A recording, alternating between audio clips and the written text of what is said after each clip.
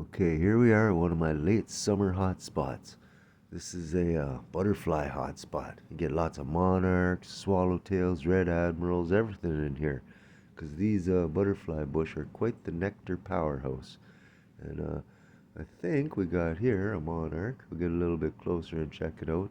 The monarchs do have a couple of mimics. They got the most common mimic, the viceroy mimic, which was first decided to be a Batesian mimic, but now they've decided it's a Malarian mimic because apparently Viceroy tastes like crap too.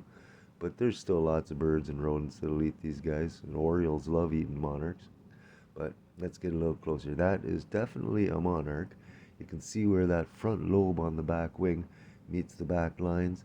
There's no line. There's usually a line going across those veins on the Viceroy. The Viceroy is a little smaller, and this here I would say is a female monarch because the veins are much thicker, and the males have a little dot on the back of that big lobe, a little black dot that you can tell to make them tell you that that's a male.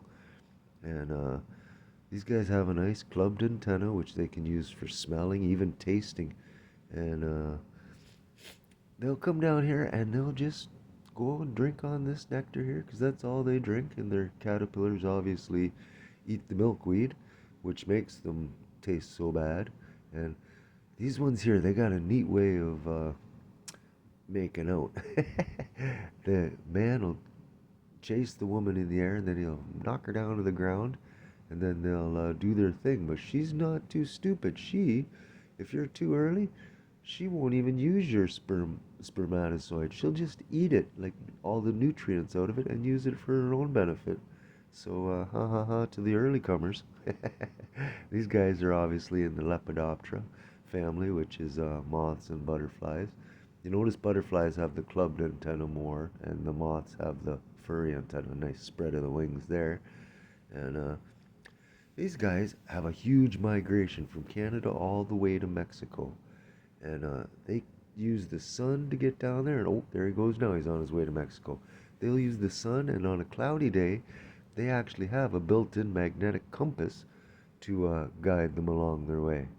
And these guys, they go through a complete metamorphosis, four-stage metamorphosis, and yeah, they're pretty darn cool. I love butterflies. Six legs, obviously. And like I said, even their front legs they can use for tasting. Two big compound eyes, which is much different than the babies. But yeah, it looks like this one's going away. See ya, buddy. Have a great flight.